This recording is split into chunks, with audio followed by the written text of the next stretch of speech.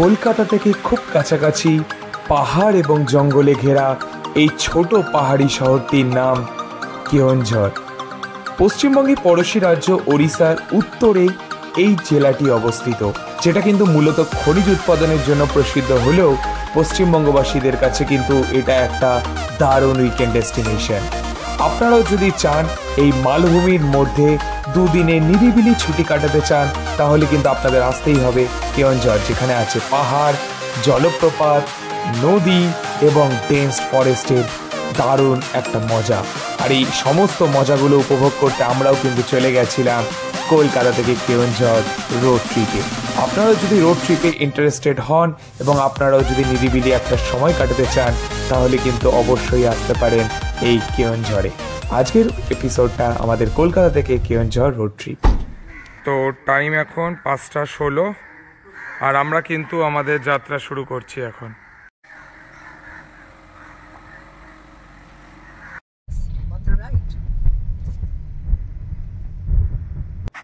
According to Google map, Kolkata থেকে কেওনঝড়ের দূরত্ব কিন্তু 350 কিলোমিটার এবং যেতে কিন্তু 7.5 ঘন্টার কিছু বেশি সময় লাগবে। তো আমাদের এই যাত্রাপথে যে সকল টোলগুলো আসবে তার ব্যাপারে তোমাদেরকে ডিটেল আইডিয়া কিন্তু রাজচন্দ্রপুর টোল।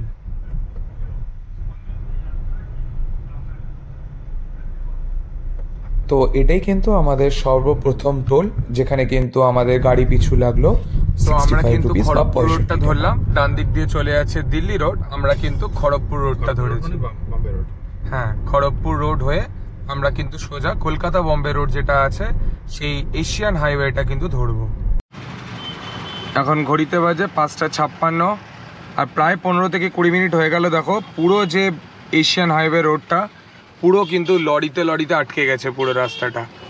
প্রায় 15 থেকে 20 মিনিট হয়ে গেল আমরা কিন্তু এই একই রাস্তায় কন্টিনিউয়াস দাঁড়িয়ে আছি, জানি না কখন ছাড়বে, কারণ আমি কিন্তু ম্যাপে ট্র্যাক করছি পুরো রাস্তাটা কিন্তু লাল। তো আজ কিন্তু আমরা এক্সপ্লোর করছি eastern part of India, Odisha স্টেটের কেওনঝড় বলে একটি জায়গা, যেটা কিন্তু ওড়িশার নর্দার্ন পার্টে অবস্থিত। তো আমরা এই কেওনঝড় কিন্তু ডাইরেক্ট যাচ্ছি কলকাতা থেকে বাই কার। আমরা কিন্তু বোম্বে রোড ধরে নিয়েছি, খড়গপুর হয়ে, লোদাশুলি হয়ে, বাংরিপোষি হয়ে আমরা কিন্তু ঢুকে যাব কেওনঝড়ের দিকে। ট্রিপটা কিন্তু দারুণ মজাদার হতে চলেছে, পুরো ব্লগটা দেখো।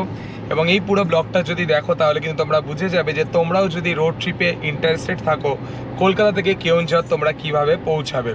তো এখন কিন্তু আমরা দ্বিতীয় টোলের দিকে কিন্তু এগিয়ে চলেছি। প্রথম টোলটা ছিল রাজচন্দ্রপুর, যেটা কিন্তু আমরা অলরেডি ক্রস করে নিয়েছি। তারপরে তোমাদেরকে অলরেডি বলেছি কোনা এক্সপ্রেসওয়ের আগে কিন্তু অনেকগুলো জায়গায় কিন্তু আমাদের গাড়ি দাঁড়িয়ে পড়েছিল বিভিন্ন রকমের সমস্যার জন্য এশিয়ান হাইওয়েতে। এখন আমরা এগিয়ে চলেছি দ্বিতীয় টোল ট্যাক্সের দিকে, যেটা কিন্তু ধুলাগড় টোল ট্যাক্স।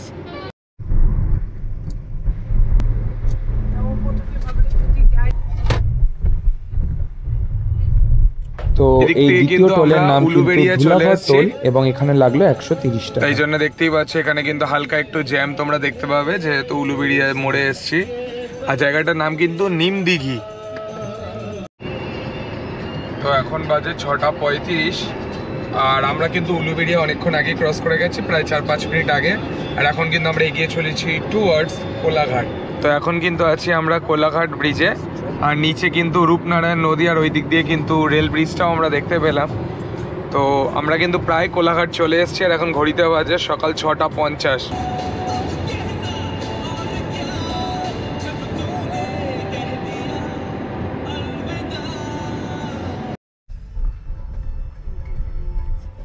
তো আমরা কিন্তু এখন চলে এসেছি আমাদের এই জার্নির তৃতীয় টোলে, যার নাম ডেবরা টোল প্লাজা। সেই ডেবরা টোল প্লাজাতে কিন্তু এখন দাঁড়িয়ে আছি। আর আমাদের কিন্তু প্রথম 100 কিলোমিটার কিন্তু আমাদের হয়ে গেছে এবং আমরা কিন্তু অলরেডি 1 ঘন্টা 54 মিনিট ট্রাভেল করে ফেলেছি। 101 কিলোমিটার রানিং, এখনও কিন্তু আমাদের 247 কিলোমিটার ট্রাভেল করতে হবে। অলরেডি কিন্তু ম্যাপে দেওয়া আছে সব কিছুই। আমাদের যে ডেস্টিনেশন সাঙ্গাকারা নেচার ক্যাম্প, সেখানে কিন্তু পৌঁছাতে এখনও কিন্তু এক্সপেক্টেড 5 ঘন্টা মতো এখনও লাগা উচিত। চলো দেখা যাক কত তাড়াতাড়ি পৌঁছাই। এখানে কিন্তু টোল রোড শেষ হয়ে যাচ্ছে, আর লেফট সাইডে কিন্তু খড়গপুর এবং মুম্বাই। আচ্ছা, না ওই রাস্তাটা কোথায় যাচ্ছে? বালাসোর পুরী। তো আমরা কিন্তু NH49 ধরে এগিয়ে চলেছি এবং লোদাশুলি কিন্তু এক্স্যাক্ট এই মুহূর্তে কিন্তু 20 কিলোমিটার দূরে, যেটা কিন্তু ক্রস করতে আমাদের সময় লাগবে 22 মিনিট। তো আমাদের কিন্তু প্ল্যান আছে যে আমরা লোদাশুলি পৌঁছে কিন্তু একটু ব্রেকফাস্ট করব, একটু রেস্ট করব, কারণ গাড়িটা কিন্তু প্রায় 2.5 ঘন্টা ধরে রানিং। তো লোদাশুলি এখনও 20 মিনিট টাইম লাগবে। তো লোদাশুলিতে পৌঁছে তোমাদের সঙ্গে আবার কথা হবে। তো এখন কিন্তু দেখতেই পাচ্ছ NH49 পশ্চিম মেদিনীপুরের যে এশিয়ান হাইওয়ে বা ন্যাশনাল হাইওয়ে যেটাই বলো না কেন, সেটা ধরেই কিন্তু আমরা এগোচ্ছি। তো আমাদের প্ল্যান ছিল আমরা কিন্তু লোদাশুলিতে গিয়ে ব্রেকফাস্ট করব, বাট প্ল্যানটা একটু চেঞ্জ করলাম। লোদাশুলি থেকে খানিকটা এগিয়ে ভিক্সান ধাবা বলে একটা ধাবা আছে, যেটা কিন্তু ছোটা অর্জুনা ঝাড়খণ্ড স্টেটের মধ্যে পড়ে। তো চলো আমরা সেই ভিক্সান ধাবার সামনে গিয়ে তোমাদেরকে দেখাচ্ছি। তো আমরা এর মাঝেই এলো আমাদের জার্নির চতুর্থ টোল, যার নাম বালিভাসা টোল প্লাজা। 250 মিটার। তো আমরা কিন্তু এখান থেকে দেখতেই পাচ্ছি ভিক্সান ধাবা, এই রিজিয়নে কিন্তু সবচেয়ে ফেমাস ধাবা। খাবার কোয়ালিটি কেমন সবকিছু তোমাদেরকে জানাবো ধীরে ধীরে। তো এইটাই হলো ভিক্সান ধাবা। তো আমরা কিন্তু এখন চলে এসেছি ভিক্সান ধাবা। তো আমাদের গাড়ি কিন্তু পার্ক করে দিলাম। এখানে কিন্তু দেখতে পাচ্ছি লেডিস টয়লেট আছে, পাশে কিন্তু জেন্টস টয়লেট, উপরে বড় বড় করে লেখা আছে ভিক্সান ধাবা। এটাই কিন্তু এন্ট্রান্স। আর এই ভিক্সান ধাবাটা কিন্তু ঝাড়খণ্ড স্টেটের মধ্যে পড়ে। ছোট্টা অর্জুনা বলে একটা জায়গা আছে, সেই ছোট্টা অর্জুনা বলে যে জায়গাটা আছে সেখানেই কিন্তু এই ভিক্সান ধাবা। তো এখান থেকে কিন্তু বাহারাগোড়া প্রায় 12 কিলোমিটার মতো। তো ভিক্সান ধাবাটা শুনেছি খুবই ফেমাস। তো এই ভিক্সান ধাবার ভেতরে ঢুকবো, খাওয়ার কোয়ালিটি কেমন সব কিছু তোমাদেরকে জানাবো। তার আগে কিন্তু আমাদেরকে ভিক্সান ধাবার ভেতরে ঢুকতে হবে। তো এটা হলো ভিক্সান ধাবার মেনু কার্ড, যেটা কিন্তু ভিক্সান ধাবাটা কিন্তু সকাল 6টা থেকে রাত 11টা অবধি কিন্তু ওপেন থাকে। যেরকম বললাম ছোট্টা অর্জুনা বাহারাগোড়া, যদিও বাহারাগোড়া এখান থেকে প্রায় 12 কিলোমিটার দূরে। তো এখানে কিন্তু চা, কফি, সফট ড্রিঙ্ক সব কিছুই আছে। ব্রেকফাস্টের মধ্যে idli, plain dosa, masala dosa, aloo paratha, paneer paratha, gobi paratha, kachori sabzi, bread omelette সব কিছুই পেয়ে যাবে। এছাড়াও sandwich, soup, snacks, starter, salad, biryani, main course, veg non veg সব কিছুই available. Rice, noodles, bread, dessert সব কিছুই কিন্তু এখানে অ্যাভেলেবেল আছে। তো চলে এসছে আমাদের আলু পরাঠা উইথ কার্ড, আর এদিক থেকে আছে আচার। কেমন লাগছে বাবা? মোটামুটি। মার কেমন লাগলো? তো ভিক্সান ধাবাতে কিন্তু আরেকজন ইউটিউবারের সঙ্গে দেখা হয়ে গেল। তাদের চ্যানেলের নামটা একটু জেনে নিই। ট্যুর অ্যান্ড টার্ন, আমাদেরও ট্রাভেল ব্লগ আমরা করি। আপনারা যদি দেখেন আপনাদের পছন্দ হয় নিশ্চয়ই আপনারা সাবস্ক্রাইব করুন। তো আমাদের টোটাল বিল হয়েছে 515 টাকা। খাওয়া দাওয়া কিন্তু অর্ডিনারি, খুব হাইফাই বলবো না। তোমাদের যদি ভালো খাওয়া দাওয়া খাওয়ার ইচ্ছা থাকে তাহলে অবশ্যই কোলাঘাটে তোমরা ট্রাই করতেই পারো, এবং যদি খড়গপুরে ট্রাই করার ইচ্ছা থাকে সেখানেও ট্রাই করতে পারো। বাট এই যে এরিয়াটায় ছোটা অর্জুনা বলে যে জায়গাটা, সেই এরিয়াতে কিন্তু ভিক্সান ধাবাটাই কিন্তু সবচেয়ে ফেমাস। খাওয়া দাওয়ার কিন্তু অর্ডিনারি ছিল, খুব হাইফাই নয়, মোটামুটি চলে যায়। তো চলো এখান থেকে কিন্তু 12 কিলোমিটার দূরে বাহারাগোড়া, এবং সেখান থেকে লেফটে টার্ন নিলে কিন্তু আমরা চলে যাবো বাংড়িপোষির দিকে, যেটা কিন্তু অলমোস্ট প্রায় 60 to 70 কিলোমিটার মতো আছে। এবং সেখান থেকে কিন্তু আমরা চলে যাবো সোজা কেওনঝড়ের দিকে। তো একদম ডাইরেক্ট আমরা এখন কেওনঝড় যাচ্ছি, মাঝে কোনো স্টপ হবে না। তো দেখতে থাকো এবং এনজয় করতে থাকো আমাদের এই ব্লগ। অনেক ইনফরমেশান শেয়ার করেছি এবং আরও অনেক ইনফরমেশান শেয়ার করার আছে। দেখতে থাকো এবং এনজয় করতে থাকো। এখন ঘড়িতে বাজে 9টা 23, আর আমরা কিন্তু অলরেডি 183 কিলোমিটার কিন্তু ট্রাভেল করে ফেলেছি। আর এখন কিন্তু আমরা সোজা যাচ্ছি 12 কিলোমিটার সামনে বাহারাগোড়ার দিকে, এবং সেখান থেকে কিন্তু আমাদেরকে লেফটে টার্ন নিতে হবে, এবং সেটা কিন্তু চলে যাচ্ছে টুয়ার্ডস বাংড়িপোষি। তো যখন বাহারাগোড়ার যে ক্রসিংটা আসবে তখন কিন্তু তোমাদেরকে আবার ফার্দার আপডেটটা দেবো। তো এখন কিন্তু এই রাস্তা ধরেই এখনও কিন্তু আমি যা দেখতে পাচ্ছি NH49 কিংবা AH46 এশিয়ান হাইওয়ে 46 ধরে কলকাতা মুম্বাই হাই রোড ধরেই কিন্তু আমরা এগিয়ে চলেছি টুয়ার্ডস বাহারাগোড়া। এই দেখো প্রায় 2-3 কিলোমিটার ধরে কিন্তু এখনো আমি ট্রাক দেখতে পাচ্ছি। আমরা টুয়ার্ডস যাচ্ছি বাংড়িপোষির দিকে। আমার তো মনে হচ্ছে পুরো বাংড়িপোষিতেই কোনো একটা প্রবলেম চলছে। দেখো পুরো পর পর লরিগুলো দেখো পর পর দাঁড়িয়ে আছে। ওরা কিন্তু নিশ্চিন্তে দাঁড়িয়ে আছে, ওদের কিন্তু হ্যাঁ ওদের কোনো টেনশনই নেই, তাই না? ওরা জানে বোধহয় এটা। হ্যাঁ দেখো পর কতক্ষণ ধরে কিন্তু পর লরি দাঁড়িয়ে আছে। দেখো আমরা কিন্তু তোমাদের সামনে অ্যাকচুয়াল কিন্তু রিয়েলিটিটা তুলে ধরছি। রোড ট্রিপে অনেক রকম প্রবলেম আমাদের ফেস করতে হয়। আমরা যে প্রবলেমটা এই মুহূর্তে ফেস করছি সেই প্রবলেমটাই কিন্তু তোমাদের সামনে তুলে ধরলাম। নয়তো কেউই কিন্তু চায় না যে রং রোড দিয়ে যাবে, আমরাও কেন বা চাইবো এত সুন্দর একটা হাইওয়ে থাকার জন্য। বাট দেখো শুধু আমরা নয়, আমাদের সামনে কিন্তু আরেকটা 4 হুইলার গাড়ি দেখতে পাচ্ছি, তার আগে আরেকটা গাড়ি ছিল। সবাই কিন্তু এটাই করছে, কারণ এখানে মনে হচ্ছে যেন স্ট্রাইক চলছে বা আরামসে এরা কিন্তু দাঁড়িয়ে আছে, এদের মধ্যে কোনো হেলদোল নেই, কোনো রকম সমস্যা নেই, কন্টিনিউয়াস কিন্তু পর ট্রাকগুলো দাঁড়িয়ে আছে। যেখানে আমরা খাচ্ছিলাম ভিক্সান দাবা, সেখান থেকে কিন্তু বাঁদিকে আসার পর কিন্তু সোজা চলে যেতে হবে, যেরকম ভাবে আমরা যাচ্ছি টুয়ার্ডস বাংড়িপোষি। তো এটা কিন্তু সুবর্ণরেখা নদী, সুবর্ণরেখা নদীর ওপর দিয়ে কিন্তু আমরা যাচ্ছি। দেখতেই পাচ্ছ, এই যে ম্যাপে তোমরা ভালো বুঝতে পারবে, এটা হচ্ছে সুবর্ণরেখা নদী। তো এটা হলো আমাদের জার্নির 5 নম্বর টোল গেট। তো সাইডে দেখলাম যে 90 টাকা কাটবে। টোটাল কিন্তু বলেছিলাম 7টা টোল গেট আছে, এটা তার মধ্যে পঞ্চম। তো আমরা কিন্তু যাব টুয়ার্ডস বাংড়িপোষি, তার আগে আসবে বিষয়ী, তারপরে বাংড়িপোষি, তারপরে সোজা কিন্তু কেওনঝড়ের দিকে মা দুয়ারসিনী টেম্পল, দুয়ারসিনী মাতার মন্দির এটা।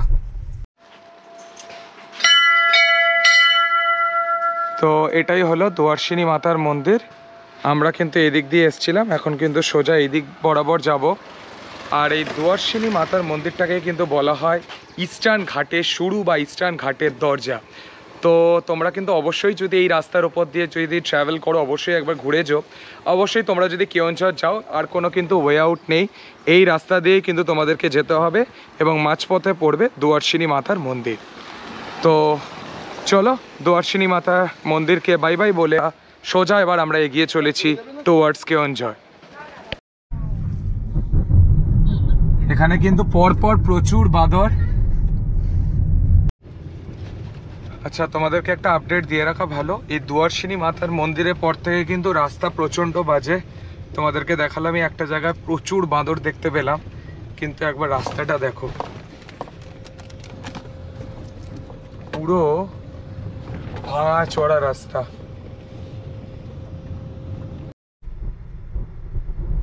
চালু করে হ্যাঁ, এরকম রাস্তা দিয়ে টোল নিলে তো কিস্তি করবে। সেই তো, এখানে কিন্তু আরেকটা টোল দেখতে পাচ্ছিলাম, বাট টোলটা কিন্তু নিচ্ছে না। যাকগে, এরকম যে বাজে রাস্তা, টোলটা ছিল বন্ধ করে রেখেছে, এই ডাইভারশন জন্য সবাই কিস্তি মারবে বলে টোলটা ছিল বন্ধ করে রেখেছে। এরকম রাস্তার উপর দিয়ে যদি টোল নেয় তাহলে আর কিছু বলার নেই। জাস্ট ওয়াও, দেখো দেখো দুর্দান্ত জায়গাটা এটা। এগুলো কি গাছ? এগুলো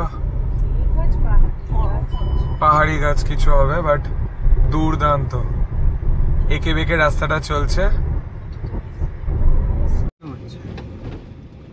হ্যাঁ, দুদিকে কিন্তু রাস্তা হচ্ছে, আর দেখো ভাঙাচোরা রাস্তা। তাই জন্য কিন্তু বলে দিল যে toll road ends, welcome to ভাঙাচোরা রাস্তা, বাম্পি রোড, অফ রোড পুরো। বা যেগুলোকে আমরা নন মেটালিক রোড বলি, সেরকম রাস্তাও কিন্তু বেশ আছে। দেখো ভাঙাচোরা। না, ওভারঅল রাস্তার এক্সপিরিয়েন্স যদি বলি, ওভারঅল রাস্তার এক্সপিরিয়েন্স কিন্তু বেশ ভালোই ছিল। তো মাঝে ওই 3-4 কিলোমিটার একটা স্ট্রেচ পেয়েছিলাম, যেটা কিন্তু বিষয়ীর ঠিক আগে, মানে কলকাতা থেকে যখন টুয়ার্ডস যাচ্ছি বিষয়ীর দিকে, তখন কিন্তু বিষয়ীর আগে কিন্তু 3-4 কিলোমিটার এরকম ভাঙা রাস্তা পেয়েছি। ইভেন এখন যেখানে আছি সেটা হচ্ছে নুয়াগান বলে একটা জায়গা, সেখানেও কিন্তু এরকম ভাঙাচোরা রাস্তা। দেখো উল্টো দিক থেকে লরিগুলো আসছে, বুঝতে পারবে।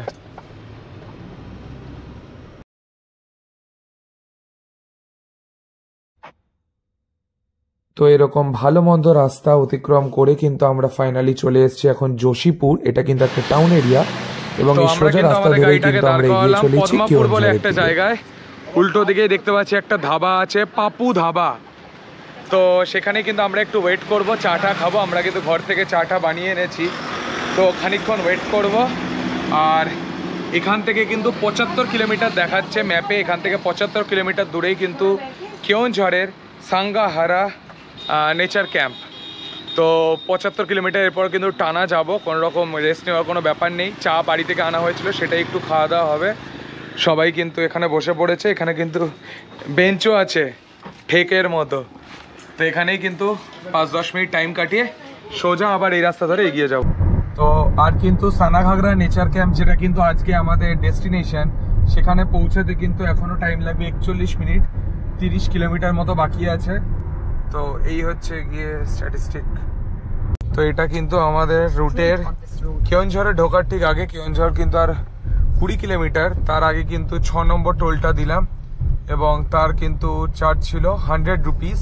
যখন মানে যদি বোথ ওয়ে করতাম তাহলে 155। তো এখন যেহেতু যাচ্ছি ওয়ান ওয়ে, 100 রুপিস নিল 4 হুইলারের জন্য। Welcome to Kendujhargarh. যদি কেউ কেওনঝড় গ্রামের মধ্যে যায়, কোথায় যাবে? এই রাস্তাটা দিয়ে যাবে তখন। কেউ যদি গ্রামের মধ্যে দিয়ে, একদমই ঠিক আছে। আমরা মানে নর্মালি যদি কেউ টাউনের ভেতর দিয়ে যেতে চায় তাহলে এই রাস্তা দিয়ে যাবে, কিন্তু আমরা হাইওয়ে ছাড়িনি। আমরা কিন্তু এই রাস্তার ওপর দিয়ে যাচ্ছি। আর যদি কেউ টাউন দিয়ে যায় তাহলে এই রাস্তা দিয়ে যাবে। সোজা, আর একটু সোজা, ওই তো সিগন্যাল। হ্যাঁ, সিগন্যাল থেকে ডান দিক। তো এখন কিন্তু আমরা আছি কেওনঝড়ের টাউনের মধ্যে। দেখো পুরো কনজেস্টেড এরিয়া, টাউনের মধ্যে চলে এসেছি। এখান থেকে আমরা সিগন্যাল থেকে রাইট নিতে হবে। আসলে আমাদের এই দিক দিয়ে আসলে না, আসতে পারতাম না। যেখান থেকে তোমাদের বললাম যে আমরা কিন্তু হাইওয়ে ধরেছি, তোমরা যদি বাঁ দিক নিয়ে নিতে তাহলে কিন্তু টাইমটা একটু বেশি চলে যেত। ব্যাস এই হচ্ছে সিগন্যাল। রুটটা কম হতো, কিলোমিটারটা কম হতো।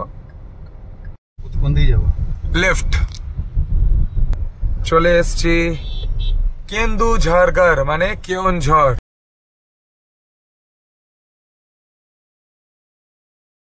তো এই কেওনঝড় থেকে 8 কিলোমিটার দূরেই কিন্তু আজকে আমাদের ডেস্টিনেশন সানাঘাগরা নেচার ক্যাম্প। এখন ঘড়িতে বাজে 1:34 আর আমরা কিন্তু চলে এসেছি সানাঘাগরা নেচার ক্যাম্পে। এটা হলো সানাঘাগরা নেচার ক্যাম্পের পুরো অ্যাক্টিভিটি চার্ট। মর্নিং টি দেওয়া হয় সকাল 6টা, ব্রেকফাস্ট 7:30 থেকে 9:30, লাঞ্চ দেওয়া হয় 12:30 থেকে 3টে, ইভিনিং টি দেওয়া হয় 5টা থেকে 7টা। ইভিনিং টির সঙ্গে কিন্তু তোমরা পকোড়া টকোড়াও পেয়ে যাবে, যার টাইম 5টা থেকে 7টা। ডিনারের টাইম 7:30 থেকে 9টা। আর ট্রেকিংয়ের টাইম হচ্ছে 6:30 থেকে 8টা। জানি না ট্রেকিংয়ের এরিয়া কোথায়, আমার আইডিয়া নেই, বাট এখানে কিন্তু ট্রেকিংও হয়। এবং বিকেলবেলা যদি তোমরা করতে চাও তাহলে 4টে থেকে 6টা। এখানে কিন্তু ট্রাইবাল ডান্সও হয় 6:30 থেকে 7:30, কিন্তু সেটা চার্জেবল বেসিস।